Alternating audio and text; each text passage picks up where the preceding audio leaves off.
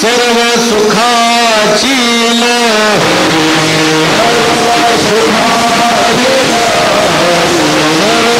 सुखाची लहरी, सर्व सुखाची लहरी, नानाबाई अलंकापुरी, नानाबाई अलंकापुरी, नानाबाई अलंकापुरी, नानाबाई अलंकापुरी, नानाबाई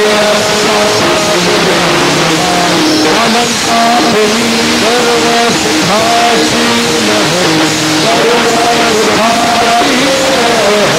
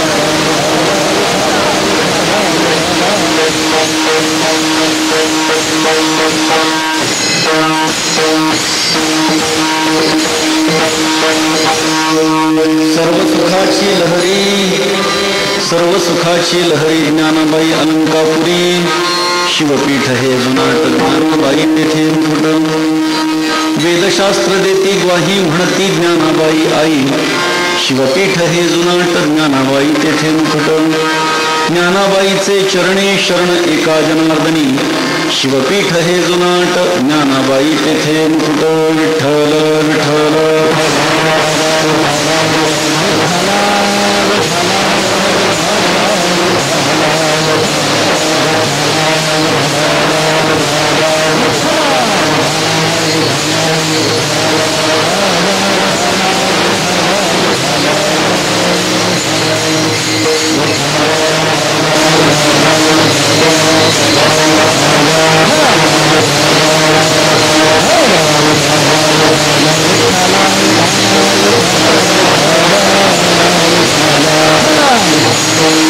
ओम नमो सद्गुरु निर्गुणा पार नाही तव गुणा बसुनी माझी रसना हरिगुण वर्णवी हरिगुण विशाळ पावन वदले तू कृपा करून रमती दीन म्हणून किंवा भक्तितसे तुमचा प्रसाद झाली अपूर्ण हरिगुण वर्णी नवी जाण एका वंदितसे चरण सर्वांचे आदरे स्वय भान जो भान आराध केला तयाचे कोळी दीपक दिव्य झाला हरिभक्ती लागवणी तारी समस्ता नमस्कार माझा सद्गुरु एकनाथ आदिनारायण विधेत्रीनाथ दत्त जनार्दन श्री एकनाथ शरण शरण एकनाथ. 5व्या दिवसाची कीर्तन सेवा आज माझ्या वाट्याला आलेली आहे आणि माझे सन्मित्र असणारे हरिभक्तीपरायण आदरणीय देवदास महाराज मस्के यांनी या कार्यक्रमाच्यासाठी संस्थांच्या वतीनं फोन केला आणि महाराजांच्या सेवेची सुवर्ण संधी या ठिकाणी प्राप्त झाली.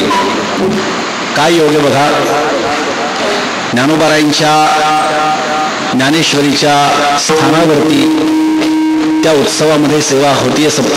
शतकोत्तर सुवर्ण महोत्सवाची श्री क्षेत्र आपेगाव जन्मभूमीला सुद्धा तिथे सेवा होतीये.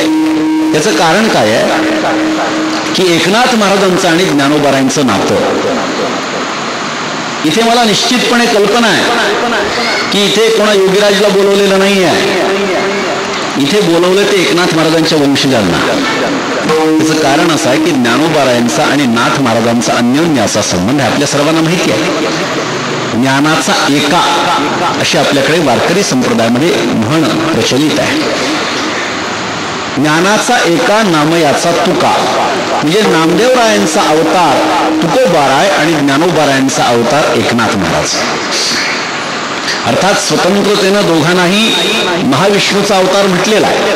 हा भाग निराळा आहे. महाविष्णूचा अवतार सखा माझा ज्ञानेश्वर ज्ञानोबारायांचं वर्णन केलं आहे आणि नाथ महाराजांचं वर्णन करत असताना भानुदासाचे कुळी महाविष्णूचा अवतार क्षेत्र प्रतिष्ठान वसती गोदावरी तीर वाळवारती स्वामी एकनाथा तुमचे नाम घेता हरे भवभय चिंता. त्यामुळे दोघंही महाविष्णूचे अवतार आहेत आणि म्हणून हा अन्योन्य संबंध ज्ञानोबारायांचा इथे आहे. मला खूप काही दिवसांपूर्वी एक बातमी या संस्थांच्या संबंधाने जी समजली की ज्ञानोबारायांचा या स्थानाचा पालखी सोहळा हा एका मोठ्या ऐश्वर्यामध्ये निघणार आहे आणि मला खूप खरं तर समाधान वाटलं की या परिसरातली भाविक मंडळी, मी काही वेळा या ठिकाणी आलेलो आहे, इथे सेवेची संधी मला प्राप्त झालेली आहे.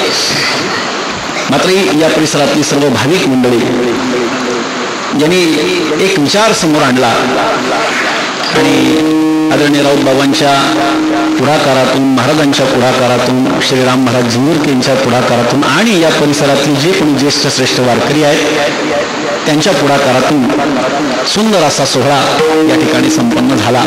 पहिल्या वर्षी एवढी गर्दी महाराज, एवढं लक्षात घ्या. आता पुढे काय ते तुम्हाला बघावं लागेल, कसं नियोजन आहे ते तुम्हाला बघावं लागेल. कारण या परिसरामध्ये ज्ञानोबारायांच्या नावाच्या एका छत्राखाली सगळेजण यायला तयार असतात आणि म्हणून आपण पुढाकार घेतला. आपल्या या कार्यकाळामध्ये हा विषय सुरू झाला आहे. खरं तर ही अत्यंत चांगली बाब आहे. खरं तर महाराजांचा आणि आमचा परिचय खूप जुना आहे. म्हणजे श्री क्षेत्र अलंकापुरामध्ये जेव्हा स्वानंद सुखनिवासी सद्गुरू जोग महाराजांच्या वारकरी शिक्षण संस्थेमध्ये आम्ही शिक्षण घेत होतो त्यावेळी आदरणीय गुरुवर्य बबन महाराज म्हस्केंच्याकडे महाराजांनी आम्ही दोघंही पाठाला होतो. आणि वेदांताचा पाठ आम्ही अनेक दिवस, मला वाटतं बरेच दिवस, अनेक महिने आम्ही बरोबर त्यांच्याकडे पाठ केलेला आहे. कदाचित ते माझ्यापेक्षा वेदांत जास्त मांडत असतील, मला कल्पना नाही. मात्र ज्याला आम्ही गुरुबंधू म्हणतो असे गुरुबंधू आदरणीय महाराज आहेत, आणि म्हणून त्यांच्या प्रेमळ आग्रहापोटी आज या ठिकाणी सेवेची संधी उपलब्ध झालेली आहे. खरं तर मला 9 ते 11 एका दुसऱ्या ठिकाणी कीर्तन होतं आणि आहे सुद्धा, मात्र महाराजांचा प्रेमळ आग्रह असल्यामुळे आजची वेळ सुद्धा थोडीशी अलीकडे घेतली. आता मी सुद्धा तुमच्या कार्यक्रमाला सांगितलं की तुमच्याकडे मी अर्धा तास तसाही उशिरा येणार आहे, कारण 1 तासाचं अंतर इथून तिथे आहे. मात्र ज्ञानोबारांची सेवा कोण सोडणार आहे? ऐशा लाभा जो मुकला तुका म्हणे वाया गेला, असा लाभ कोण सोडणार आहे महाराज? त्यामुळे संतांची सेवा करण्याचं सौभाग्य असतं. पण काही लोकांना ते सुद्धा कळत नाही. काही लोक तिथे सुद्धा व्यवहार पाहतात. लक्षात घ्या, अशी काही मंडळी मी बघितली की संतांच्या क्षेत्रामध्ये सुद्धा ती व्यवहार पाहतात. कीर्तनाला बोलवल्यानंतर सुद्धा म्हणतात की व्यवस्था जर सगळी होत असेल तर मग आम्हाला येणं शक्य आहे. असे आम्हाला पण अनुभव असतात. की सांगण्याचं तात्पर्य काय? अहो, ज्यांच्या नावामुळे, ज्यांच्या कार्यकर्तृत्वामुळे, ज्यांच्या लिखाणामुळे, ज्यांच्या तत्वज्ञानामुळे आज आपल्याला हजारो लोकांच्या समोर सेवा करण्याची सुसंधी प्राप्त होती आहे, त्या संतांच्या दरबारामध्ये काय अपेक्षा ठेवून जायचं मला सांगा? फक्त कृपा करा एवढी एक अपेक्षा त्यांच्याकडे आपण बाळगायची. खरं सांगू का, ते सुद्धा सांगण्याची गरज नाही. ते परमात्म्याचेच अवतार आहेत. न सांगता तुम्हा येते अंतर. त्यामुळे पांडुरंग परमात्म्याला संतांना मागण्याची गरजच नाही आहे. आमचा देव नवसाचा नाही आहे. ते आषाढी एकादशीला मुख्यमंत्री असतात तिथे मंदिरामध्ये, महापूजा करतात आणि मग ते ठरलेलं सगळं असतं. रात्रीच्या वेळी ते येतात, दरवाजे बंद होतात, स्वच्छता होते, मंत्री महोदय सगळे तिथे येतात, मुख्यमंत्र्यांच्या हस्ते सपत्नी पूजा होती, वारकऱ्यांच्याही हस्ते पूजा होती आणि मग बाहेर आल्याच्या नंतर पत्रकार घेरा घालतात आणि मुख्यमंत्र्यांना विचारतात पांडुरंगाला काय साकडं घातलं. प्रश्नही ठरलेले असतात, तसं उत्तरही ठरलेलं असतं. माझा बळीराजा सुखावू दे. बस हे सगळे प्रश्न ठरलेले असतात, उत्तरं ठरलेले असतात. पण या लोकांना हे माहिती नाही की बाबा आमचा पांडुरंग साकड्याचा नाही, काकड्याचा आहे. आणि मग काय मागायचं मला सांगा? अहो, जे आहे तेच खूप आहे. मला काय म्हणायचं ते लक्षात घ्या. त्यांच्या कृपेमुळे जे आहे तेच खूप आहे. जास्त मागण्याची गरज नाही. पण व्यवहारामध्ये, संसारामध्ये माणसाला आहे त्यात समाधान कधी नसतं. आहे त्यात कधी समाधान नसतं. मला जे प्राप्त झालेलं आहे त्यापेक्षा मला आणखी पुढचं काहीतरी प्राप्त व्हावं अशी प्रत्येकाची आकांक्षा असते प्रत्येकाला. बरं, आता हे सुख जे आहे, हे सुख हे मानण्यावर हे आपल्याला लक्षात घेतलं पाहिजे. एखादी गोष्ट मला प्राप्त झाली तर त्याच्यामध्ये मी समाधान मानलं पाहिजे. चित्ती असू द्यावे समाधान. मात्र या शब्दाचा अर्थ कोणी म्हणत असेल की काहीच अपेक्षा ठेवायची नाही तर व्यवहारामध्ये ती गोष्ट चूक होणार आहे. कारण व्यवहारामध्ये अपेक्षा ठेवल्याशिवाय माणूस पुढे जाऊ शकत नाही. मात्र व्यवहार आणि परमार्थ यांचा सुरेख संगम हा आम्हाला संतांच्या आचरणातून आणि त्यांच्या वाङ्मयातून पाहायला सापडतो. पैसा कमवू नये असं कोणत्याही संतांनी सांगितलेलं नाहीये. मात्र जोडून या धन उत्तम व्यवहार, उत्तम व्यवहारानं धन जोडावं आम्हाला संतांनी सांगितलंय. ठाईच बैसुनी करा एक चित्त या शब्दाचा अर्थ काहीच करायचं नाही आणि निष्क्रियतेनं बसून राहायचं असा जर कोणी अर्थ काढत असेल तर तो महामूर्ख आहे. 100 वर्षांपूर्वी विका राजवाडे नावाचे एक इतिहासाचार्य होऊन गेले आणि त्या विका राजवाडेंनी वारकरी संप्रदायावरती घणाघाती टीका केली. त्यांनी सांगितलं की वारकरी सांप्रदायिक संतांनी सर्वसामान्य लोकांना टाळकुटं बनवलं. ऐका, 100 वर्षांपूर्वीचा हा क्षेत्र. वारकरी सांप्रदायिक संतांनी सामान्य लोकांना टाळकुटं बनवलं, निष्क्रिय बनवलं. बर एवढं बोलून जर ते थांबले असते तरी सुद्धा काही हरकत नव्हती, त्याला उत्तर त्यांना काही लोकांनी दिली, अजून चांगली दिली असते. मात्र त्यांनी पुढचं वाक्य वापरलं की मात्र समर्थ रामदास स्वामींनी मात्र लोकांना कर्माचे धडे दिले, अशा आशयाचं काही त्यांचं वक्तव्य आहे. आणि इथे जरा गडबड झाली आणि वारकरी संप्रदायातून एक मोठा प्रवाह बाजूला पडला, ज्याला रामदासी परंपरा म्हटल्या गेली. समर्थ रामदास स्वामींनी कधीही असं म्हटलं नाही की मी रामदासी पंथाचा आहे किंवा मी स्थापना केलेली आहे, मात्र त्यांचे अनुयायी स्वतःला रामदासी म्हणू लागले, नाहीतर ते सुद्धा वारकरीच लक्षात घ्या. त्या काळामध्ये लोकांनी काय उत्तर द्यायचं असेल दिलं, आजच्या काळामध्ये बोलायला पाहिजे होतं त्यांनी, मग आपल्याकडे उत्तरांची बरसात होती. आमचे संत हे कधीही निष्क्रिय नव्हते, त्यांनी लोकांना कधीही निष्क्रिय बनवलं नाही. किंबहुना प्रत्येक जण अभंग बघा, नीच नीच काही भगवंत तिष्ठे भाव भक्ती देखुनिया. बघा तुम्ही प्रत्येक संत महात्म्याने काय काय काम केलेलं आहे. प्रत्येक जण काही ना काहीतरी क्रिया करताय आणि तद्वारा स्वतःचा उदरनिर्वाह करताय. म्हणजे पैसा कमवू नये असं सांगितलेलं नाही, मात्र योग्य मार्गाने तो कमवावा. त्यामुळे जे प्राप्त होतं त्याच्यामध्ये समाधान व्यक्त झालं तर या समाधानाच्या अवस्थेला सुख असं आपण म्हणतो. सुख वेगळं आहे आणि आनंद वेगळा, लक्षात ठेवा. सुख वेगळं आणि आनंद वेगळा. व्यवहाराच्या दृष्टीनं जर विचार केला तर सुखाचा अर्थ स्वतंत्र आहे आणि आनंदाचा अर्थ स्वतंत्र आहे. कारण सुखाच्या विरुद्धार्थी शब्द दुःख आहे, सुखाला विरुद्धार्थी शब्द आहे दुःख, मात्र आनंदाला विरुद्धार्थी शब्द या जगात नाही. हा तुम्ही म्हणाल दुःख, अजिबात नाही, हा त्याचा आनंदाला विरुद्धार्थी शब्द दुःख असू शकत नाही. सुखाच्या विरुद्धार्थी शब्द दुःख आहे. अर्थात जेव्हा जेव्हा सुख आणि आनंद असे दोन स्वतंत्रतेनं शब्द जर संत वाङ्मयामध्ये एकत्र पाहायला मिळत असतील तर त्याचा अर्थ स्वतंत्रतेनं घेणं अपेक्षित आहे. आणि जर सुख हा शब्द चांगल्या अर्थानं देव किंवा संतांच्या बाबतीमध्ये घेतला गेला असेल तर त्या सुखाचा अर्थ आनंद असा आपल्याला करावा लागतो.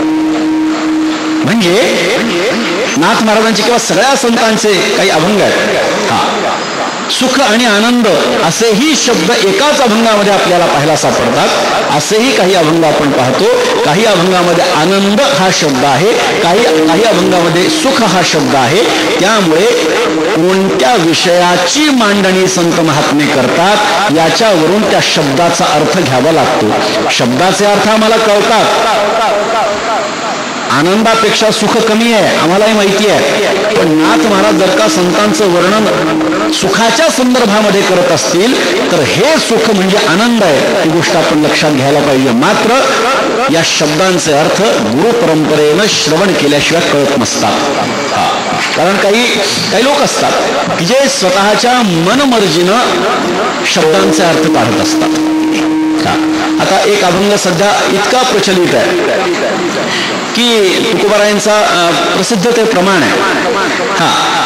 त्यांनी सांगितलं की सगळे जण सारखे आहेत, कोणामध्ये कमी जास्तपणा नाही. आता त्याचा अर्थ काय काढायचा हा स्वतंत्र भाग आहे, मात्र सामान्य लोक स्वतःच्या स्वार्थाचा अर्थ काढत असतात. आपण बघा संतांचा एक एक शब्द जैसे कल्लोळ अमृताचे असा प्रकार आपल्याला संतांच्या शब्दाच्या माध्यमातून पाहायला सापडतो. त्यामुळे संतांनी वापरलेला एक एक शब्दच नाही, काना मात्रा उकार वेलांटी या सगळ्या गोष्टी महत्वाच्या आहेत. जसं व्यवहारामध्ये जसं आपण मराठी भाषा बोलत असताना त्याचा काही लक्षार्थ असतो आणि काही वाच्यार्थ असतो. एखादा शब्द आपण उच्चारला तर त्याच्यातही तो कोणत्या आवाजाच्या पद्धतीनं उच्चारला याच्यावरही त्याचा अर्थ बदलतो. लक्षात आलं मी काय म्हणतो? मी थोडं व्याकरणाचा विचार मी आपल्याला सांगतो. एकच शब्द आहे पण त्या आवाज तो शब्द उच्चारताना हेल जरी बदलला तरी अर्थ बदलतो. उदाहरण देऊ बरं का? जास्त आता आपलेच सगळे म्हणून मी असे उदाहरणं देतो, नाही तर बाहेर काही असा विषय कधी जास्त निघत नाही. एखादी व्यक्ती आपल्याकडे आली, आपण काय म्हणतो? या. याचा अर्थ काय? आदरानं बोलवतोय. काय शब्द आहे? या हा एकच शब्द आहे. आणि या याचा अर्थ काय? शब्द एकच आहे या, पण बोलण्याचं इंग्रजीमध्ये ज्याला टोन म्हणतो टोन बदलला, हेल बदलला की त्याचा अर्थ बदलतो. मराठी भाषा अवघड आहे. त्या मराठी भाषेच्या संदर्भामध्ये दोन मोठ्या लेखकांची एक कथा सांगतात मला. सत्यासत्याची बाबतीत मी काही आपल्याला आश्वासन देत नाही, पण वाचलेली कथा आहे. मोठे लेखक, आता नाव घ्यायला हरकत नाही, जरी रेकॉर्डिंग असले आता नाव घ्यायला हरकत नाही, दोघंही जगात शिल्लक नाही तर आता फार अवघड आहे. कीर्तनकारांनी काय बोलायचं फार मर्यादा आली. त्यामुळे तुम्ही बघा, कीर्तनकार जेव्हा रेकॉर्डिंग चालू नसते तेव्हा त्याचं कीर्तन बघा, आणि रेकॉर्डिंग चालू असते तेव्हा कीर्तन बघा. फार बदल असतो दोन्हीमध्ये.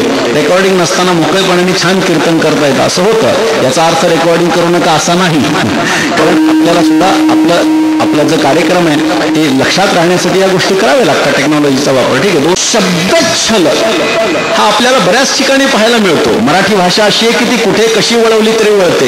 म्हणून संतांचा एक एक शब्द मी नेहमी उदाहरण देतो, एका प्रमाणाचं मी नेहमी उदाहरण देतो. अक्रूर जेव्हा भगवान श्रीकृष्णाला मथुरेमध्ये घ्यायला गेले तेव्हा आपल्याला नाथ महाराजांची गवळण माहिती आहे. गवळण म्हणती यशोदेला कोठे गे सावळा का रथ शृंगारीला सांगे उन्मगला अक्रूर भासे बाई गे साजनी आनंदाच्या अंगणी मिळाल्या गवळणी. अक्रूराला त्या सगळ्या गोपिका शिव्या घालू लागल्या. अक्रूरा चांडाळा तुझं कोणी धाडिले का घात करू आलासी वधीशी सकळ अक्रूर तुझे नाव. आता इथे गडबड आहे बरं. काय काही जण म्हणतात तैसीच करणी आणि काही जण म्हणतात तैसी न करणी. आता काय खरं इथं मी जर विचारलं तर इथं न म्हणणारे सुद्धा अर्धे मिळतील आणि च म्हणणारे सुद्धा अर्धे मिळतील. ऐका मग खरं काय, ऐका अर्थ आपल्याला काढला पाहिजे. अक्रूर तुझे नाव, तुझं नाव अक्रूर आहे आणि तैसीच करणी असं जर आपण म्हटलं तर अक्रूर ह्या शब्दाचा अर्थ बघा, अधिक क्रूर म्हणजे मराठीमध्ये असा काढला आपण अर्थ, क्रूर नाही असा तो अक्रूर. मग अक्रूर तुझं नाव, तू क्रूर नाहीस. आणि मग तैसीच करणी कसं, तशीच करणी नाही आहे, तशी करणी नाही आहे, त्याच्या विरुद्ध करणी आहे, कारण क्रूरता दाखवतो आहे. म्हणून मग काय झालं, मग लोक म्हणू लागले तैसी न करणी. अक्रूर तुझं नाव आहे मात्र तू क्रूरतेनं वागतो आहेस, मग तुझी करणी तशी नाही असा एक अर्थ होतो बरं का. आता दुसरा अर्थ आहे का, अक्रूर. एकनाथ महाराज हे संस्कृत पंडित आहेत, हे तुम्ही लक्षात घ्या. कोण बोलताय त्यांच्या मनामध्ये अर्थ काय असू शकतो याचा आपल्याला विचार करणं गरजेचं आहे. आपल्याकडे अपंग असा शब्द होता, ज्याला आता दिव्यांग हा शब्द परिवर्तित झालेला आहे. अपंग म्हणजे काय, एखादा माणूस पंगू आहे आणि त्याला वाईट वाटू नये म्हणून बाबा नाही नाही तू पंगू नाहीयेस, तू अपंग आहे असा अर्थ होत नाही. अत्यंत पंगुत्व ज्याच्या ठिकाणी आहे असा तो अपंग. तसं अक्रूर ह्या शब्दाचा अर्थ अधिक क्रूर, जो क्रूर नाही असा तो असा न करता अत्यंत क्रूरत्व ज्याच्या ठिकाणी आहे असा तो अक्रूर असं म्हटल्यानंतर अक्रूर तुझे नाव, क्रूरतेनं तू वागतोयस आणि तशीच अक्रूर तुझं नाव आहे आणि तशाच प्रकारे तुझी करणी आहे. त्यामुळे अक्रूर तुझे नाव तैसीच करणी या नंदाच्या अंगणी मिळाल्या गवळणी. विठ्ठल विठ्ठल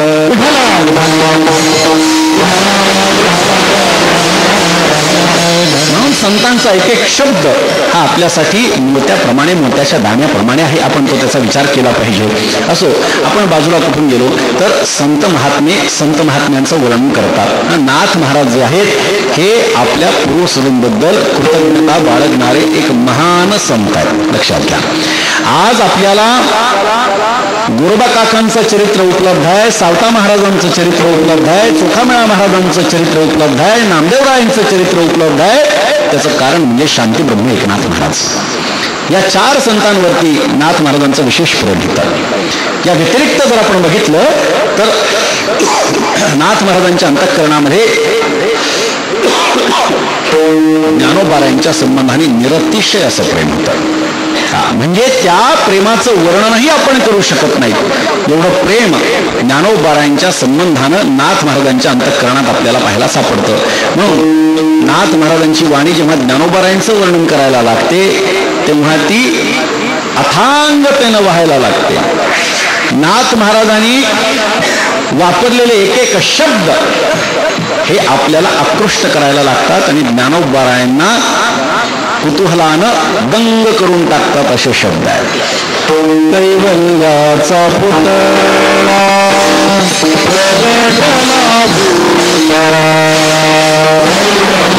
पंढरपुरीचा निळा लावण्याचा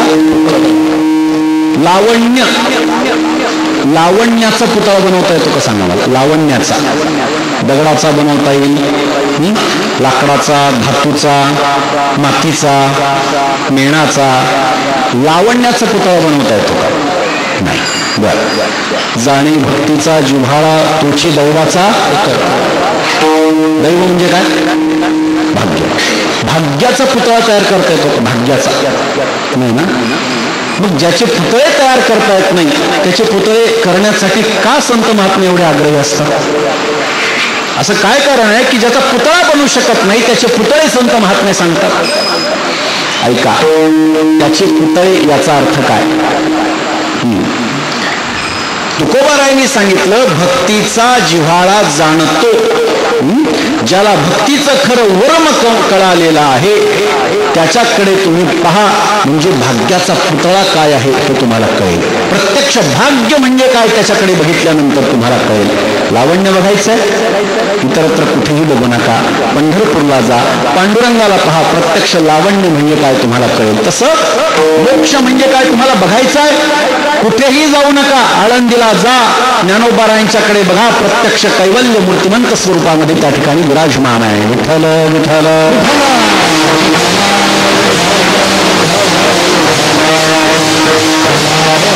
त्यामुळे नाथ महाराजांनी ज्ञानोबारायांचं वेळोवेळी केलेलं वर्णन विलक्षण शब्दांनी युक्त आहे.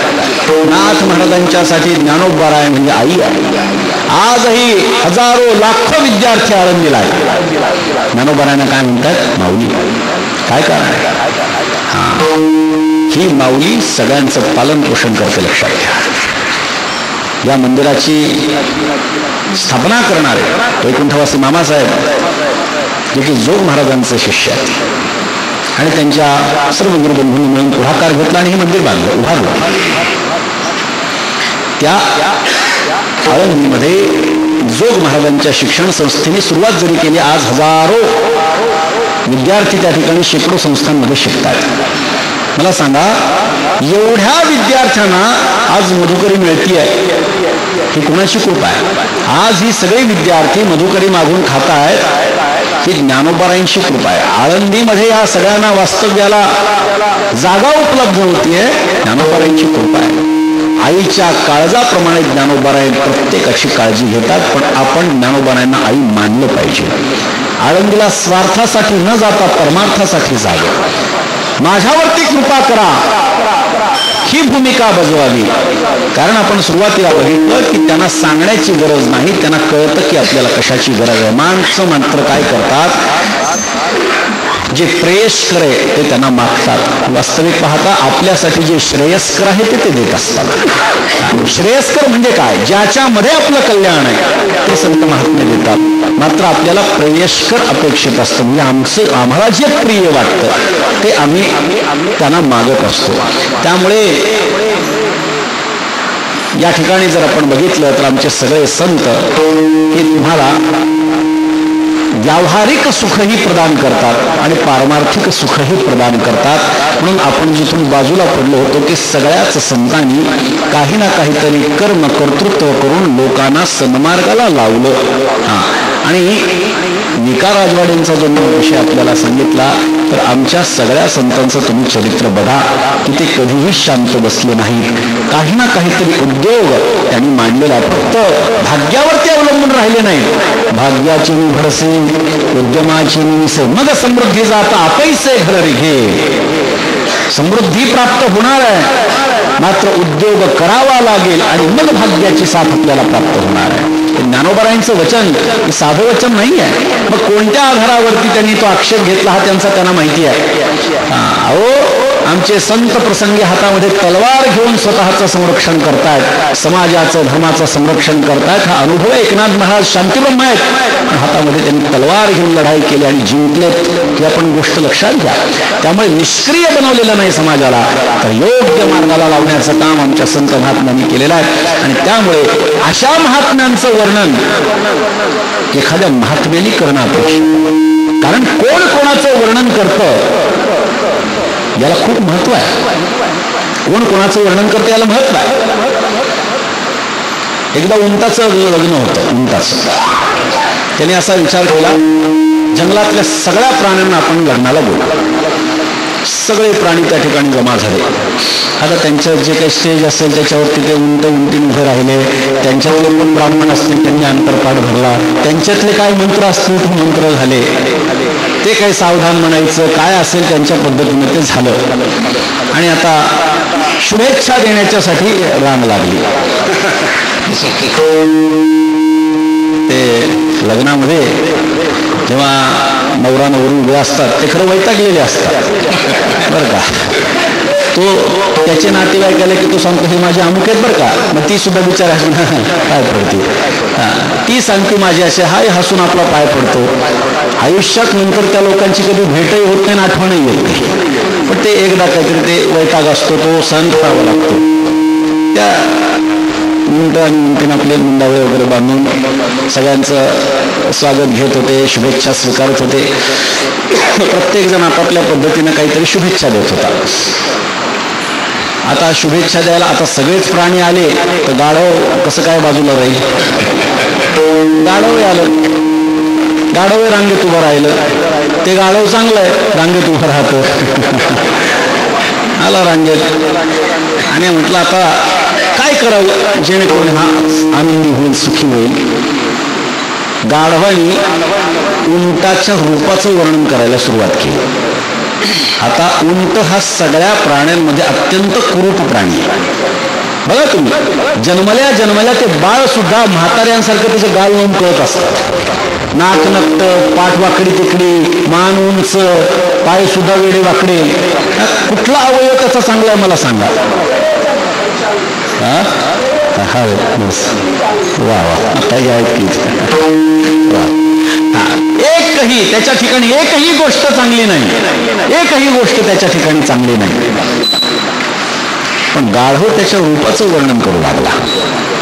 आता गाढव रूपाचं वर्णन करू लागला म्हटल्याच्या नंतर उंटाने विचार केला की आज गाण्याचा कार्यक्रम ठेवूनच देऊ म्हणले गाढवाचा.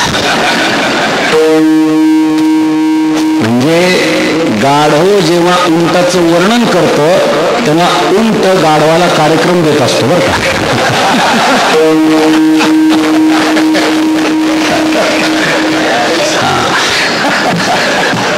काही दुसरीकडे अर्थ लावू नका.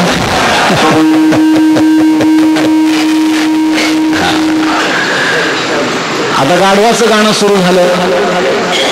गाढवाचं गाणं काय, हा ओ बस दोनच स्वर. दोनच स्वर त्या गाण्यामध्ये झालं. आता उंट गाढवाच्या गाण्याचं वर्णन करू लागला. वा वा वा गाढव महाराज काय ताण घेतली, काय हरकत घेतली, वा वा वा वा कोणता राग गायला, याच्यावर गप्पा सुरू झाल्या. उंटाच्या रूपाचं वर्णन गाढव करतात आणि गाढवाच्या गायनाचं वर्णन उंट करतो.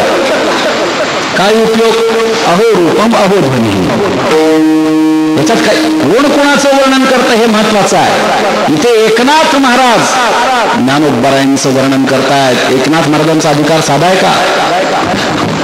प्रत्यक्ष भगवंतानं एकनाथ महाराजांच्याकडे 36 वर्ष सेवा करावी.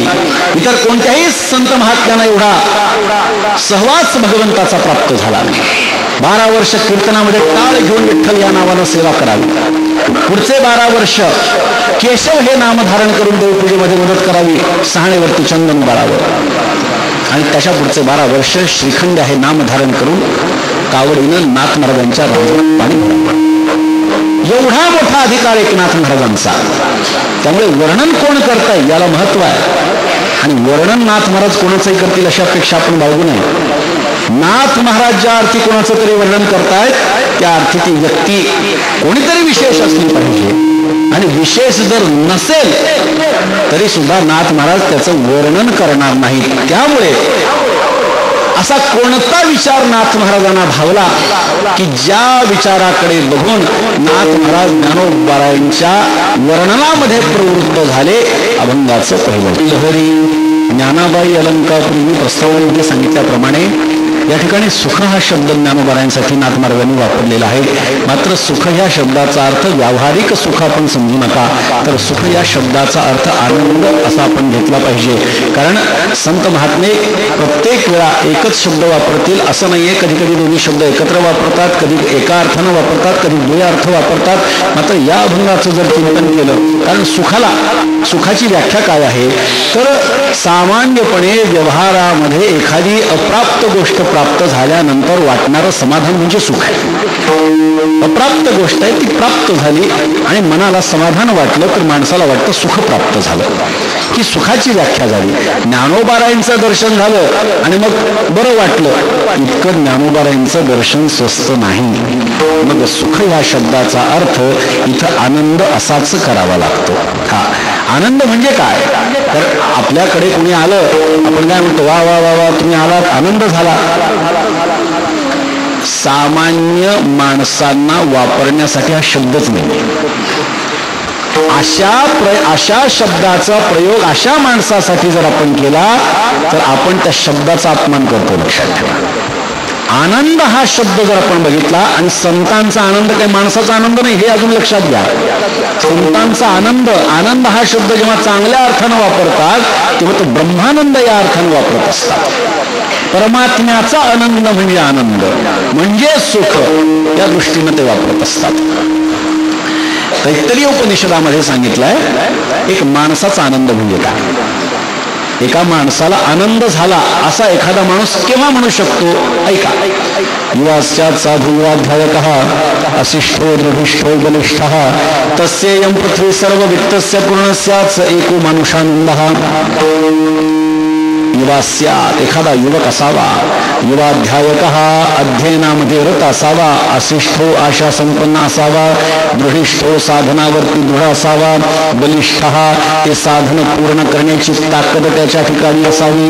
आणि अशा साधकाच्या मालकीची जर का धनधान्यानं युक्त असणारी पृथ्वी झाली तर त्याच्या मनामध्ये निर्माण होणाऱ्या ज्या लहरी आहेत, जे तरंग आहेत, त्याला एक माणसाचा आनंद म्हणतात.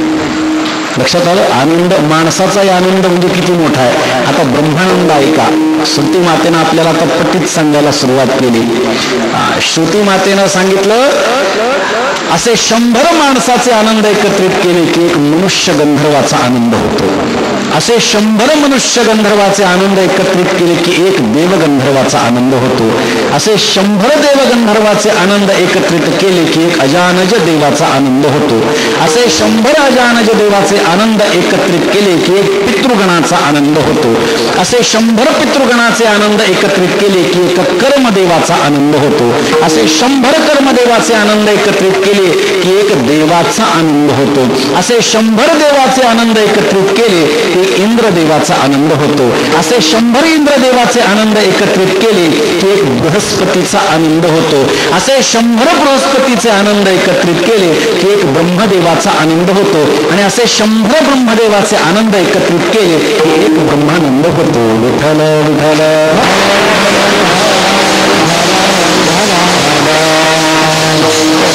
त्यामुळे आनंद ह्या शब्दाला सामान्य लोकांसाठी तो वापरून त्याचा मोठेपणा काही घालवायचा नसतो. लक्षात घ्या. म्हणून नाथ महाराज या ठिकाणी सर्व सुखाची लहरी म्हणतात, त्या अर्थी आनंदाचीच लहरी. कारण नाथ महाराजांचा आनंद लहरी नामक ग्रंथ आहे. त्याच्यामध्ये आनंदाच्या लहरी प्रकट झाल्यानंतर जी अवस्था नाथ महाराजांना जाणवली ती कदाचित ज्ञानोबारायांचं दर्शन केल्यानंतर जाणवली असेल. आणि म्हणून त्यांनी सर्व सुखाची लहरी. लहरी म्हणजे आपल्या मराठी भाषेत एखादा माणूस लहरी असतो असा अर्थ घ्यायचा नाही का. ते लहरी हा शब्द फक्त एका माणसाला शोभतो. लहरी मोहम्मद माहिती आहे तुम्हाला? माहित नसेल तुम्हाला. मोहम्मद नावाचा एक राजा होता, बादशाह होता आपल्या भारतात. त्यांनी काय केलं होतं, आता आपल्या भारताची राजधानी कुठं, दिल्लीला. त्यांनी असं ठरवलं की दौलताबादला आपण पूर्ण भारताची राजधानी करू, आपल्या देवगिरी किल्ल्यावरती, संभाजीनगर मधल्या. त्यांनी सगळं राज्य उचललं आणि देवगिरीला आणलं. लक्षात आलं का आणलं? सहज त्याला वाटलं म्हणून. काही दिवस राहिला आणि तो म्हणला नाही इथं काय बरोबर म्हणलं, चला पुन्हा दिल्लीला. चलो दिल्ली चलो दौलताबाद, हे नाही तेव्हापासून एक म्हण पडली. तो लहरी आहे, तो लहरी शब्द इथे नाही, लहरी म्हणजे तरंग. ज्ञानोबारायांचे तरंग जे आहेत ते सुखाचे तरंग आहेत. तुम्ही बघा, माझ्या वाचण्यामध्ये असं आलं की आळंदीला ज्ञानोबाराय जिथे संजीवन समाधीस्थ आहेत तिथपासूनचा किमान 20 किलोमीटरचा परिसर हा ज्ञानोबारायांच्या तरंगाने भरलेला असं सांगितलं गेलेलं. बरं का, अभ्यास आहे तो, मला माहिती नाही कोणी मांडला, पण माझ्या ऐकण्यात अशी गोष्ट आलेली आहे. हे जे तरंग आहेत हे ज्ञानोबारांच्या सुखाचे तरंग आहेत. त्यामुळे सुख म्हणजे काय, आम्ही व्यवहारामध्ये ज्याला सुख समजतो त्याला सुख समजण्याचं अजिबात कारण नाही, कारण आम्हाला त्याच्यामध्ये सुद्धा कधी समाधान प्राप्त होत नाही. म्हणजे एखादी गोष्ट मला प्राप्त झाली तर मला प्राप्त होणारं समाधान याला जर मी सुख म्हणतो, तर त्याच्यापेक्षा पुढची जर एखादी गोष्ट असेल ती जर आपल्याला कळाली तर काय होतं. उदाहरण देतो, व्यवहारातलं उदाहरण देतो. 2 जण आहेत, कंपनीमध्ये नोकरी करतात, दोघांचं शिक्षणही सारखं झालं, दोघंही एकाच वेळी नोकरीला लागले, दोघांचाही एकाच वेळी पगार वाढला. उदाहरणार्थ एखाद्याचा 10,000 पगार आहे आणि त्याचा पगार वाढून 15,000 झाला, त्याला आनंद झाला, बरं वाटलं, त्याला सुख वाटलं, व्यवहाराच्या दृष्टीने विचार केला तर सुख झालं त्याला, असं आपण म्हणूयात. कधीपर्यंत सुख आहे, जोपर्यंत दुसऱ्याचा आपल्यापेक्षा जास्त आहे हे कळत नाही तोपर्यंत. त्याला कळालं, पहिले त्याला 15,000 झाला, 50% वाढले, याचा आनंद झाला. पण बाजूच्याला विचारलं, बाबा तुझा किती वाढला? त्यांनी सांगितलं 100% वाढला. 20,000 झाले, आता काय झालं? आता दुःख झालं. म्हणजे या सगळ्या गोष्टी मांडण्यावर लक्षात घ्या. माझ्याकडे जी गोष्ट आहे त्याच्यामध्ये मी समाधान न मानता दुसऱ्याकडे माझ्यापेक्षा जर जास्त असेल तर त्याच्या सुखात माझं दुःख सामावलेलं आहे. माझ्याकडे किती गोष्टी आहेत याच्याबद्दल मला काही महत्व नाही. ऐका, दशरथ राजाला 3 राण्या होत्या चांगल्या, मंत्रीगण ऐकण्यातले होते, अयोध्येसारखं राज्य होतं, प्रजाजन सगळे चांगले होते. काय कमी आहे? एवढ्या सुखामध्ये त्यांनी एक दुःख शोधून काढलं. पुत्रहीनस्य राज्यम सर्वं दुःखाय कल्पते. हे ऋषीवर वसिष्ठांना सांगितलं, हे ऋषीवर हे सगळं चांगलं हो, पण मुलगा नाही मला. पुत्रहीनस्य मे राज्यम सर्वं दुःखाय कल्पते. सगळं मला दुःखाचं वाटायला लागलं. म्हणजे काय? म्हणजे वैकुंठवासी धुंडा महाराजांच्या भाषेमध्ये बोलायचं झालं तर माणूस असा प्राणी आहे, त्याच्याकडे 64 कला आहेत ना आपल्याकडे, ते सांगायचे माणसाकडे 65वी कला आहे म्हणे, की सुखातही दुःख शोधून काढायचं. 65वी कला माणसाकडे म्हटले. म्हणजे काय? जे आहे त्याच्यामध्ये समाधान नाही आणि जे नाही त्याचं दुःख बाळगायचं. मी एक नेहमी उदाहरण देतो. सायकलवाल्याला कायम असं वाटत असतं की मोटरसायकलवाला सुखी आहे. बघा तुम्ही, त्याला वाटतं चांगलं आहे, नुसतं किक मारायची नाही तर बटन स्टार्ट हल्लीच्या काळात झालं. त्याला असं वाटतं बटन स्टार्ट, काय करायची गरज नाही, पॅडल मारायची गरज नाही, त्रास नाही. ज्याच्याकडे दुचाकी आहे, मोटरसायकल आहे, तो सुखी आहे. मग त्या मोटरसायकलवाल्याला विचारलं, बाबा तुझ्याकडे मोटरसायकल आहे? तो म्हणतोय की त्याच्यापेक्षा तू सुखी आहेस का तू? तो म्हणतो कशाचं काय? ज्याच्याकडे 4 चाकी गाडी ना तो खरा सुखी आहे, कारण ऊन वारा पाऊस सगळं झेलत जावं लागतं म्हणले मोटरसायकलवर. ज्याच्याकडे 4 चाकी गाडी तो सुखी आहे. आता 4 चाकीवाल्याला विचारलं, तू बाबा सुखी आहेस का? तरी सांगितलं कशाचं काय सुख? 4 चाकी जरी माझ्याकडे गाडी असली तरी अवस्था अशी आहे की हॉर्न सोडून सगळ्या गोष्टी वाचतात म्हणजे त्याच्या काहीच काय. मग ज्याच्याकडे भारी गाडी आहे ना तो खरा सुखी आहे. ऑडी, BMW, लंबोर्गिनी, बऱ्याच गाड्या आहेत, 2-2 कोटी रुपयांच्या गाड्या. मग त्याला विचारलं, तुझ्याकडे 2 कोटी रुपयाची गाडी आहे, तू सुखी आहेस का? तो म्हणतो कशाचं सुख आहे? आम्हाला साधारण 4 चाकी गाडी 4-5 लाखाची ज्या ट्रॅफिक मध्ये अडकते त्याच ट्रॅफिकमध्ये माझ्या 2 कोटीच्या गाडीला अडकावं लागतं. तिसगाव ते शेवगाव रस्त्यावर चालवताना हाल होतात. काय सांगावं तुम्हाला,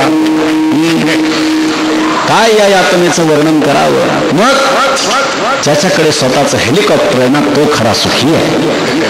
आता हेलिकॉप्टरवाल्याला विचारलं, आता एक गैरसमज आहे लोकांचा की 4 चाकीपेक्षा हेलिकॉप्टर भारी असतं, ते फक्त हवेतून उडतं म्हणून भारी वाटतं. कारण हल्ली कसं आहे, हवेतून उडणारे लोकांना भारी वाटत असतात. काही नाही, तुम्हाला किमती सांगून टाकतो. 2-2 कोटीच्या 4 चाकी गाड्या आहेत आणि हेलिकॉप्टर 75 लाखात येतं, लक्षात ठेवा. पण लोकांना असं वाटतं हेलिकॉप्टर आहे, हेलिकॉप्टर आहे तुमच्याकडे, तुम्ही सुखी असले पाहिजेत. तो सांगतो काय हो सुखी, काही नाही. 50 परवानग्या घ्याव्या लागतात. एक उड्डाण करायचं असेल तर इथे विचारा, तिथे विचारा, हेलिपॅड बनवा, हे करा, ते करा, फार अवघड आहे. मग स्वतःचं जेट ज्याच्याकडे तो सुखी, बस विमानतळावर लावून टाकायचं, नको व्हायचं, काही बनवण्याची गरज नाही. आता त्याला विचारलं, आता हे किती लांबत जाईल ना का. मला सांगायचं तात्पर्य लक्षात घ्या. एक गोष्ट मी नेहमी सांगतो, परमार्थामध्ये आपल्यापेक्षा वरच्याकडे बघायचं तर सुख आहे, संसारामध्ये आपल्यापेक्षा खालच्याकडे बघायचं तर सुख आहे. विठ्ठल विठ्ठल प्रायव्हेट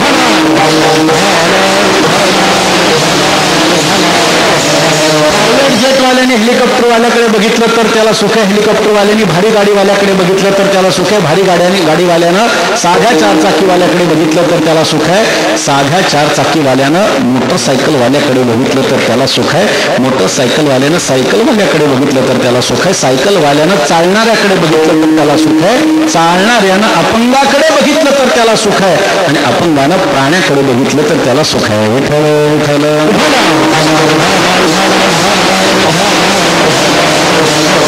त्यामुळे सुख हा शब्द फार स्वतंत्र. अनेक ठिकाणी संतांच्या वाङ्मयामध्ये सुख हा शब्द आलेला आहे. मात्र या ठिकाणी नाथ महाराजांची जी अपेक्षा आहे, सुख म्हणजे काय आहे तर नाथ महाराजांच्या दृष्टीने सुख म्हणजेच आनंद आहे. त्या आनंदाच्या लहरी ज्ञानोबारायांच्या ज्या आहेत त्या नाथ महाराजांना आकर्षित करताना आपण पाहू शकतो. आणि म्हणून भगवंताचं स्मरण केल्यानंतर सुख आहे आणि ज्ञानोबारायांचं दर्शन केल्यानंतर सुख आहे. बरं का, ऐका, सुख एक आहे हरी आठविता इतर जपता दुःख बहु. नाथ महाराज म्हणतात, एका हरीचं स्मरण केल्याच्या नंतर आम्हाला सुख प्राप्त होतं आणि इतरांचं स्मरण केल्यानंतर आमच्या पदरी दुःख प्राप्त होतं. त्यामुळे आपण कुणाच्या समोर झुकायचं ते आपण बघितलं पाहिजे. माणसानं कुणासमोर झुकावं तर माणसानं सद्गुरूंच्या समोर झुकावं. लक्षात घ्या, संतांच्या समोर, देवाच्या समोरच झुकावं. सामान्य माणसाच्या समोर माणसानं कधीही स्वतः झुकू नये, ही भूमिका ही आपल्याकडे परंपरेनं चालत आलेली आहे. मात्र हल्ली परिस्थिती अशी आहे, ज्याला मोठं व्हायचं त्याला झुकावंच लागतंय, नाही का. झुकणं काही वाईट नाही, लक्षात घ्या, पण स्वार्थासाठी जर झुकत असू तर ते संत महात्म्यांना अमान्य आहे. कारण कोणाकडे काहीतरी प्राप्त करून घ्यायचं म्हणून आपण त्याच्या समोर झुकत असू तर ते झुकणं संत महात्म्यांना अपेक्षित नाही. मात्र आपल्या अंतःकरणामध्ये सामान्य लोकांच्या विषयी कोमलता बाळगणारे संत लव्हाळ्याप्रमाणे वागतात म्हणून वाचतात. विठ्ठल सर्व सुखाची लहरी ज्ञानाबाई अलंकापुरी. ज्ञानोबारायांचं वर्णन ज्ञानाबाई असं नाथ महाराजांनी केलेलं आहे. त्याचं कारण काय, ज्ञानोबारायांचं हृदय अत्यंत कोमल आहे. बरं का, अत्यंत कोमल ज्ञानोबारायांचं हृदय. मुक्ताबाईंनी या सुखाच्या संदर्भात जर आपण बघितलं तर मुक्ताबाईंनी सुद्धा ज्ञानोबारायांना जो केलेल्या उपदेश ताकीच्या अभंगामध्ये त्याच्यामध्ये ते काय सांगतात, सुख सागर आपण व्हावे जगबोधे निभवावे. आपण स्वतः सुख सागर व्हावं आणि जगताला आपल्या बोधानं शांत करावं. हा उपदेश ज्ञानोबारायांना मुक्ताबाईंनी दिला आणि म्हणून आपल्याला ज्ञानोबारायांचं वाङ्मय प्राप्त झालेलं आहे. हा सुखसागर आपण व्हावे. संत महात्म्यांचं काय काम आहे, नाथ महाराजांचं एक सुंदर प्रमाण आहे, सुखी जैने भावे जगने भावे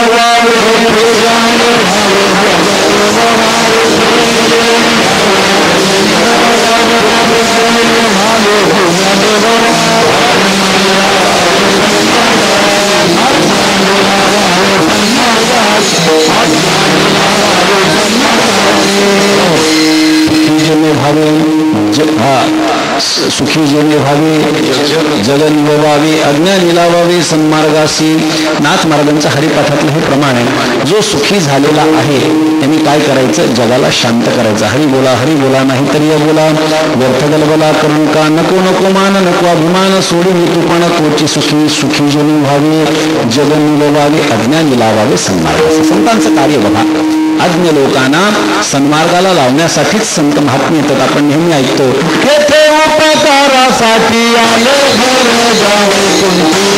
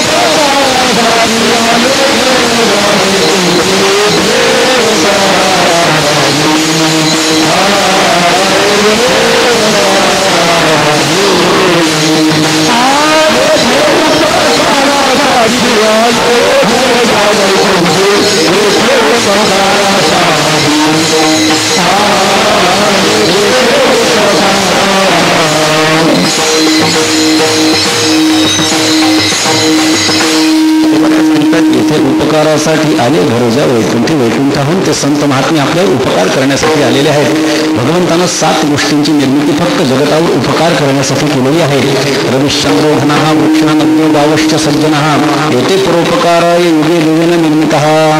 रवी सूर्य, चंद्रो चंद्र, घनः मेघ, वृक्षः झाड, नद्यो नदी, गावश्च गाय, सज्जनः साधू संत. ही 7 जण भगवंतानं फक्त जगतावर उपकार करण्यासाठी निर्माण केलेली आहेत.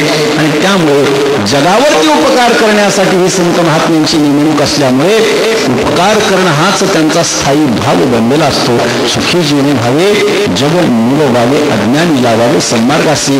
वास्तविक पाहता संत महात्मे त्यांच्या आत्मानंदामध्ये निमग्न असतात. मात्र तरी सुद्धा बुडते हे जन न देखले डोळा, येतो कळवळा म्हणून अशी अवस्था असते. त्यामुळे जो कोणी आपल्या बरोबर येत नाही त्याला आपल्या बरोबर घेऊन आपणासारखे करीती तात्काळ किंवा आपणासारखे करीती यातित्व नाही चित्त, अशी अवस्था संत महात्म्यांची असते. एकनाथ महाराजांच्याकडे अख्खं पैठण त्यांच्या कीर्तनाला यायचं, श्रवण करायला यायचं. नाथ महाराजांच्या वाड्याच्या बाजूला एक शेठजी राहायचे. ते मात्र काही नाथ महाराजांच्या कीर्तनाला यायचे नाही. नाथ महाराजांना नेहमी कुतूहल वाटायचं, सगळे पैठणची मंडळी जी आहे ती त्या ठिकाणी येते आपल्या कीर्तनाला, ते शेठजी कसं काय येत नाही. म्हणजे आपण त्यांना विचारायला जाऊ, काही गरज नाही. आता इथे आपला नेवासा गाव काय छोटा आहे का? नाही. पण सगळे आले का? नाही. मग आयोजकांना काही गरज की प्रत्येकाला या या म्हणण्याची काही कारण नाही. काय म्हणणार, ज्याला यायचं तुम्ही फक्त नाथ महाराज. विचार करू लागले, सेठजी कसं काय येत? त्यांच्या घरी गेले. म्हणजे काऊ सेठजी तुम्ही येत नाहीत म्हणजे आमच्याकडे? हो येत नाही म्हणून होत नाही. काय कारण आहे?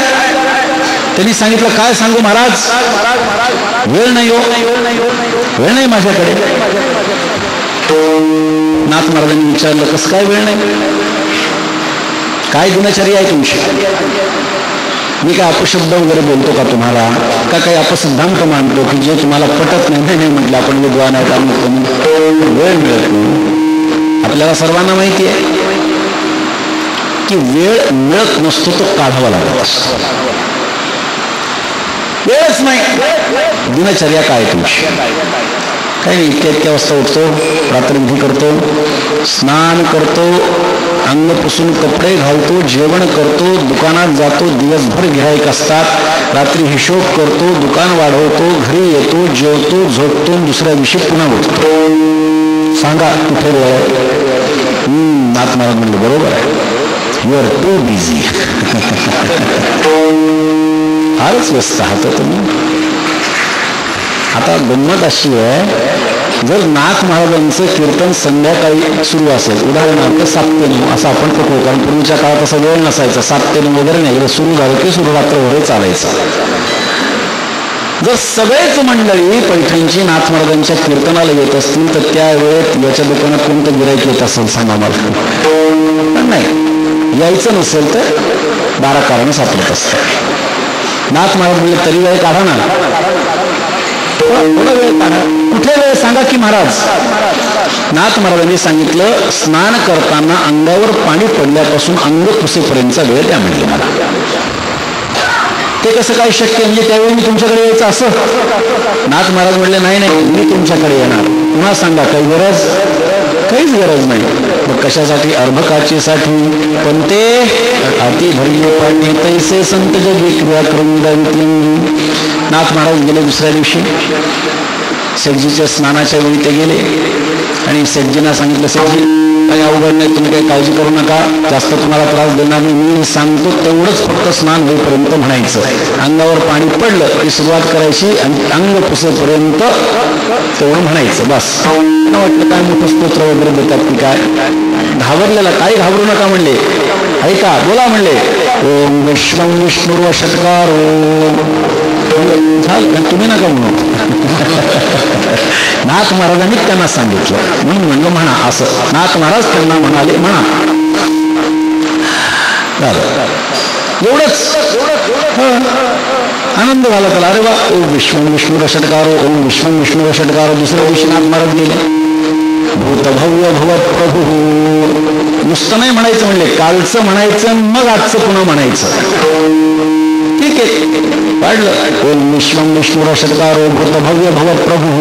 ओम विश्वं विष्णुर्व षट्कारो भूतभव्य भवत प्रभू. तिसऱ्या दिवशी भूतकृत भूत भृतभावो. पहिलं, दुसरं, तिसरं असं करत करत करत करत काही दिवसामध्ये एकनाथ महाराजांनी त्यांना अख्खं विष्णू सहस्त्रनाम पाठ करून घेतलं. तुम्ही आम्ही खेळी मेळी गदावळी आनंदे या न्यायाप्रमाणे सगळं विष्णू सहस्त्रनाम पाठ करून घेतलं. आता काय झालं, अंगावर पाणी पडल्यानंतर आपल्याला विष्णू सहस्त्रनाम म्हणायचं असतं, याचा त्याला विसर पडला. इतकं अंग वळणी ते पडलं, अंगावर पाणी पडलं की त्याचं विष्णू सहस्त्रनाम सुरू व्हायचं. नाथ महाराजांचं काम झालं. त्यांनी प्रवचनाला येऊ नाही तर नाही येऊ, मात्र परमार्थ घरी बसून का होईना तो करू लागला. देवाचं नाव तो घेऊ लागला. याच्यामध्ये नाथ महाराजांना आनंद. कालांतरानं तो सावकार मेला. मेल्यानंतर सगळे लोक जमा झाले. आता आपल्याकडे चौक स्नान घालण्याची पद्धत आहे. चौकात आणलं, अंगावरनी जसं पाणी टाकलं, प्रेत बोलू लागलं, ओम विश्वं विष्णुर्व षट्कारो भूतभव्य भवत प्रभू. भूतभव्य भूतात्मा भूतभावना भूतात्मा परमात्माच्या मुक्तानाम प्रमागती ही अव्यय पुरुष साक्षी. अख्खं विष्णू सहस्त्रनाम म्हटला आणि पुन्हा गत प्राण झाला. विठ्ठल विठ्ठल. अशा पद्धतीनं संत महात्म्यांचं कार्य उपकारासाठी येणं असल्यामुळे ज्ञानोबारायांसारखे संत उपकारासाठी आले. काय उपकार त्यांनी केलेत? काय संतांचा अधिकार आहे? केले उपकार सांगू काय? बाप न करी ऐसे. आई बाप एवढे उपकार करू शकत नाहीत, तेवढे उपकार आमच्यावरती ज्ञानोबारायांनी केले. म्हणून आईचीही उपमा दिलेली. बघा, आई आणि बापामध्ये थोडासा भेद आहे. आई ही मुलाच्या जास्त जवळची असते बापापेक्षा. कारण बापाला अहो बाबा, अहो अण्णा, जे काही अहो दादा, जे काही प्रत्येक जण म्हणतो, मात्र आईला अहो आई नाही, ए आई. याचं कारण का? आई मुलाच्या अत्यंतिक जवळची असते, निकटवर्ती असते आणि म्हणून अरे तुरे शक्य असतं. बघा तुम्ही, जी व्यक्ती जास्त जवळची त्याच्या संबंधाने अरे तुरेची भाषा आपल्याला पाहायला मिळते. कैवल्याचा पुतळा प्रगटाला भूतळा, चैतन्याच्या जिव्हाळा ज्ञानोबा माझे म्हटलं का? माझा. अरे तुरीची भाषा आहे. ज्ञानोबारायनाथ महाराजांचं वर्णन करतात, माता पिता समर्थ स्वामी माझा एकनाथ. माझा का श्रद्धा नाही का? श्रद्धेचा भाग नाही आहे. प्रत्येक ठिकाणी हा विचार नसतो. कधी कधी संबंध सुद्धा गरजेचे असतात, ते पण पाहावे लागतात. म्हणून माऊली म्हणजे काय? आईचं हृदय, कोमल हृदय ज्ञानोबारायांचं आहे. त्यामुळे त्यांचं येणंच आमच्या ज्ञानाबाई अलंकापुरी. सर्व सुखाची लहरू ज्ञानाबाई अलंकापुरी. त्यामुळे स्त्रीचं हृदय ज्याप्रमाणे कोमल असतं, ज्ञानोबारायांचे काय आमच्यावरती उपकार आहेत. अहो ज्ञानदेवे रचिला पाया. हा आता तुम्ही उभारीला देवालया म्हणता कारण तुमच्यावरती चांगले कीर्तन श्रवण करण्याचा एक तुमचा मोठा अनुभव. तुम्ही जर का नवीन ठिकाणी गेलात तर तुम्ही जर म्हणालात ज्ञानदेवी रचिला पाया, लोक म्हणतात तुका झाला असं कळस. का म्हणतात? कारण कीर्तनकारांनाच माहित नाही अभंग काय. कारण कीर्तनकार जसं बोलतात तसं माणसं त्याप्रमाणे बोलत असतात. ज्ञानदेवी रचिला पाया, उभारिले देवालया, नामातयाचा किंकर तिने केला हा विस्तार. जनार्दन एकनाथ खंबुला भागवल, तुका झाला असे कळस, भजन करा सावकाश. त्यामुळे नाथ महाराजांचं कार्य, ज्ञानोबारायांचं, सगळ्या संतांचं कार्य जर आपण बघितलं तर आमच्यासाठी ते मुलाचं कार्य करून ठेवलंय. ज्ञानोबारायांनी पाया रचला म्हणजे काय? बऱ्याच जणांचा गैरसमज आहे की ज्ञानोबारायांनी वारकरी संप्रदाय सुरू केला. गैरसमज आहे. ज्ञानदेवी रचिला पाया म्हणजे ज्ञानोबाराने केव्हा आता वारकरी संप्रदाय सुरू झाला असं नाहीये. वारकरी संप्रदाय अनादी आहे. आपण जर ज्ञानोबारांनी सुरू केला तर अनादित्वाविषयी प्रश्नचिन्ह निर्माण झालं. वारकरी संप्रदाय अनादी आहे. भगवान महादेवा आद्य वैष्णव आहे. त्याच्यामुळे अनादी काळापासून चालत आलेला वारकरी संप्रदाय, त्याला तत्वज्ञानाची बैसका ज्ञानोबारायांनी निर्माण केली, पाया निर्माण केला तत्वज्ञानाचा ज्ञानेश्वरीच्या माध्यमातून. म्हणून ज्ञानदेवी रचिला. या अशा पद्धतीने आपण विचार करणं गरजेचं आहे. म्हणून ज्ञानोबारायांचं कार्य काय आहे? आमच्यासाठी तत्वज्ञान उपलब्ध करून दिलं. वारकरी संप्रदाय फक्त विठ्ठलाचे भक्त, त्यांच्याविषयी फक्त लिखाण करायचं, पांडुरंगाच्या विषयी, पंढरीच्या वारीविषयी. मात्र तत्वज्ञान ही लोकांच्या गळी उतरवण्याचं काम, मोठं काम ज्ञानोबारायांनी केलेलं आहे. आणि त्यामुळे त्यांचे उपकार आमच्यावरती आहेत. आणि त्यांनी सुरुवात केली म्हणून नाथ महाराजांसारखे संत हे पुढे ग्रंथांवर टीका रचू लागले. कोणीतरी सुरुवात करे, ही सुरुवात ज्ञानोबारायांनी केलेली आहे. आणि म्हणून आपलं गाव पावन आहे की जिथे ज्ञानोबारायांनी भावंड वावरले. ज्ञानोबारायांनी ज्या ठिकाणी ज्ञानेश्वरी आपल्याला सांगितली त्या परिसरामध्ये आपण सर्वजण त्यांचा उत्सव साजरा करत आहोत. त्यामुळे ज्ञानोबारायांचं वर्णन करत असताना नाथ महाराज नेहमीच ओम नमो ज्ञानेश्वरा करुणा करा दयाला तुमचा अनुग्रह. कोणाचा आहे नाथ महाराजांना? जनार्दन स्वामींचा. अनुग्रह कोणाचा आहे? दीक्षा तसं बघितलं तर कोणाची आहे? जनार्दन स्वामींची. आणि मग तुमचा अनुग्रह लाभला याचा अर्थ काय? म्हणजे नाथ महाराजांनी 2-2 सद्गुरू केले का? नाही, सद्गुरू एकच आहे. मी आपल्याला आणखी एक प्रमाण देतो. मी आता एक उदाहरण दिलं, प्रमाण दिलं निळोबारायांचं. निळोबाराय कोणाचे शिष्य आहेत? तुकोबारायांचे. बरोबर, त्यांचं प्रमाण आहे का? माता पिता समर्थ, स्वामी माझा एकनाथ, काळ रुळतो चरणी, देव घरी वाहे पाणी, ज्यांचे अनुग्रहे करून झालो पतित पावन, जो वसे प्रतिष्ठानी मिळा त्यासी लोकांगणी. ज्यांचे अनुग्रह करून झालो पतित पावन. अनुग्रह तर तुकोबारायांचा आहे. अनुग्रह या शब्दाचा अर्थ कृपा, एवढा इथे घेणं अपेक्षित आहे. ज्ञानोबारायांची कृपा माझ्यावर मला प्राप्त झाली म्हणून तुमचा अनुग्रह लाभलो, पावन झालो, चराचरी शुद्ध भावना. आणि ज्ञानोबाराय एकमात्र असे संत आहेत बरं का, ज्या संतांना, ज्या सगळ्या संतांनी एकमात्र कंठारावानं ज्यांचं वर्णन केले ते एकमात्र ज्ञानोबाराय. ज्ञानोबारायांचं वर्णन करताना कोणताही संत मागे राहिलेला नाही. एवढं निर्विवाद व्यक्तिमत्व ज्ञानोबारायांचं आहे. म्हणून त्यांच्या जन्मोत्सवाच्या निमित्तानं, 750व्या जन्मोत्सवाच्या निमित्तानं, आणि हा मुहूर्त खरा साधला, ही महत्वाची गोष्ट बरं का. बाकीच्या लोकांनी काय केलं की आपल्या आपल्या कार्यक्षेत्रामध्ये आपले आपले सप्ताह जे आहेत त्या सप्ताहामध्ये त्यांनी ते केलेलं आहे. मात्र इथे काय नंतर आपेगाव काय जन्मोत्सवाच्या वेळी हा उत्सव मोठा साजरा करत आहात, ही अत्यंत चांगली बाब आहे. यथामती अभंगाचं चिंतन झालं. अभंग तर आपण बघितलाच नाही, श्रद्धाभाव आहे तो मला व्यक्त करायचा होता.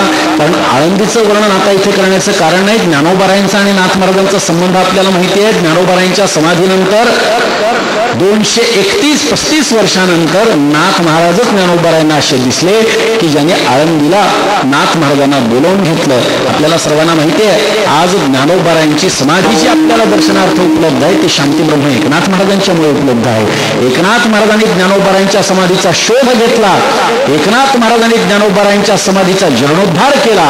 आज आपण ज्या चौथऱ्यावरती ज्ञानोबारायांची समाधी म्हणून डोकं टेकवतो तो चौथरा एकनाथ महाराजांनी बांधलेला आहे. त्याचा मूळ गाभारा एकनाथ महाराजांनी बांधलेला आहे. परिसराचा विकास एकनाथ महाराजांनी केलेला आहे. पुजारी सुद्धा जे परंपरेचे आहेत ते नाथ महाराजांचे सगळे शिष्य आहेत. आता त्या कदाचित त्या पुजाऱ्यांना माहित नसेल की आपण नाथ महाराजांचे शिष्य परंपरेतले आहेत, पण एकनाथ महाराजांनी स्वतःचे शिष्य तिथे ठेवले. हा इतिहास आहे. त्याच्यामुळे नाथ महाराजांचा आणि माऊलींचा असा संबंध आहे. जी ज्ञानेश्वरी आपण वाचतो ती ज्ञानेश्वरी एकनाथ महाराजांनी प्रतिशुद्ध केलेली आहे. आता काही लोकांनी आक्षेप असा घेतला की एकनाथ महाराजांनी ज्ञानोबारायांनी सांगितलेल्या अनेक वेळा गाळल्या, जसं की सोनं कसं बनवायचं हे ज्ञानोबारायांनी सांगून ठेवलं. आता हे कोणी याला कसं कळालं सोनं बनवायचं सांगितलं, माझा पहिला प्रश्न आहे. आणि मला एक सांगा, एखाद्या ग्रंथावरची टीका तो विषय सोडून कधी होईल का सांगा? भगवान श्रीकृष्णाने जर अर्जुनाला उपदेश करताना समरांगणावर सांगितलं असतं की बाबा सोनं असं बनवायचं बरं का, असं काही आहे नाही. विषयानुरूप जर काही घेतला विषय तरी ते कदाचित शक्य, पण सोन्याचा काही विषय ना गीतेत ज्ञानेश्वरीमध्ये तरी सुद्धा आक्षेप घेणारे काय घ्यायचं ते घेतात. मात्र आपण फक्त कार्य बघितलं पाहिजे. आज आळंदी आमच्याकडे जे हस्तलिखित उपलब्ध आहे, मी हे बोलतो हे माझे विचार नाही आहेत, 350 वर्षांपूर्वीच हस्तलिखित आहे. त्याच्यातली कथा मी आपल्याला सांगितली. बहुळ गावाच्या अधिकाऱ्याच्या अखत्यारीमध्ये आळंदी होता. ही कथा जेव्हा कळाली, हे कार्य जेव्हा नाथ महाराजांचं कळालं, तेव्हा आळंदीच्या पुनर्स्थापनेची योजना त्या अधिकाऱ्यांनी केली असं वर्णन त्याच्यामध्ये आलेलं आहे. एवढं कार्य नाथ महाराजांचं ज्ञानोबारायांच्या संबंधाने आज ज्ञानेश्वरी जी आपण वाचतो ती एकनाथ महाराजांनी प्रतिशुद्ध केलेली आहे. आज ज्ञानेश्वरी जयंती जी आपण साजरी करतो ती सुद्धा एकनाथ महाराजांनी प्रतिशुद्ध ज्या तिथीला केली, भाद्रपद वद्य षष्ठी या तिथीला आपण ज्ञानेश्वरीची जयंती साजरी करतो. आपल्याला ज्ञानेश्वरीमध्ये ज्ञानोबारायांनी कधी ही ज्ञानेश्वरी पूर्ण केली याचा शोध लागत नाही. लक्षात घ्या, ज्ञानोबारायांनी लिहिलं नाही हे म्हणण्याची कोणाचीही पात्रता नाही. आपल्याला कळत नाही की ज्ञानोबारायांनी कधी ज्ञानेश्वरी पूर्ण सांगितली. मात्र एकनाथ महाराजांनी ज्या तिथीला ज्ञानेश्वरी पूर्ण केली त्या भाद्रपद वद्य षष्ठी म्हणजे कपिला षष्ठीला आपण ज्ञानेश्वरीची जयंती साजरी करतो. नाथ महाराजांची श्रद्धा काय आहे? नाथ महाराजांची श्रद्धा ग्रंथ पूर्वीच शुद्ध तरी पाठांतरी शुद्ध अबद्ध तो शोधून या एवं विध प्रतिशुद्ध सिद्ध ज्ञानेश्वरी नमो ज्ञानेश्वरा निष्कलंका जयाची गीतेची वाचिता टीका ज्ञान होय लोकाती भाविका ग्रंथार्थिया.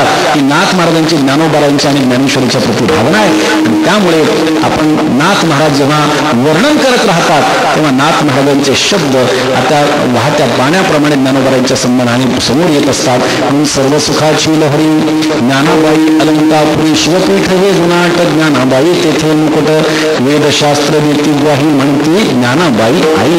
ज्ञानाबाईचे चरणी शरण एका जनार्दनी. नाथ महाराज हे प्रकांड पंडित होते, लक्षात ठेवा.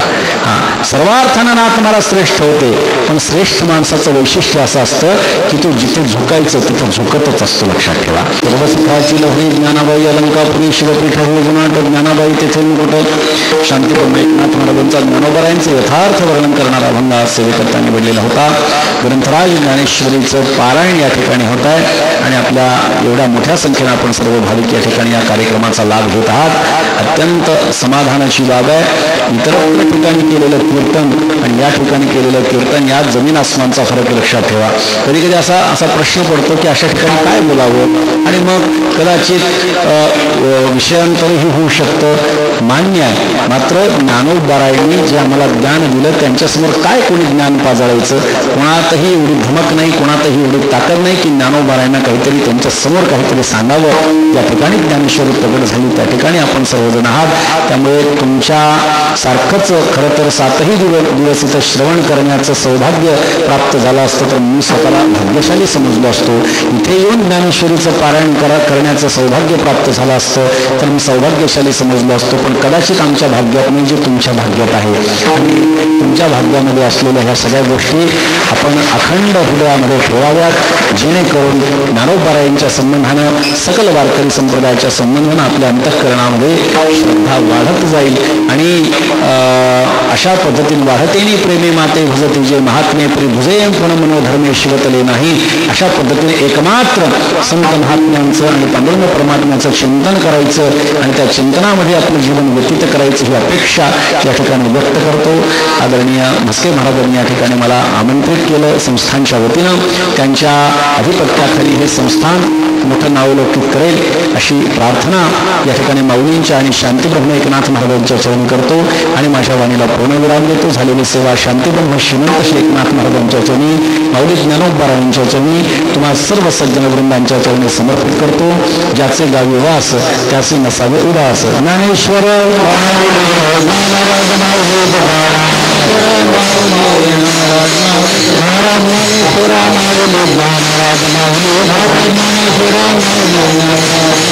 भानुदास कना भानुदास कना भानुदास कना भानुदास कना भानुदास कनाथ भानुदास कना भानुदास कना भानुदास कना भानुदास कनाथ भानुदास कना भानुदास कना भानुदास कना भानुदास कनाथ भानुदास कना भानुदास कना भानुदास कना भानुदास कनाथ भानुदास कना भानुदास कना भानुदास कनाथ भानुदास कना भानुदास कना भानुदास कना.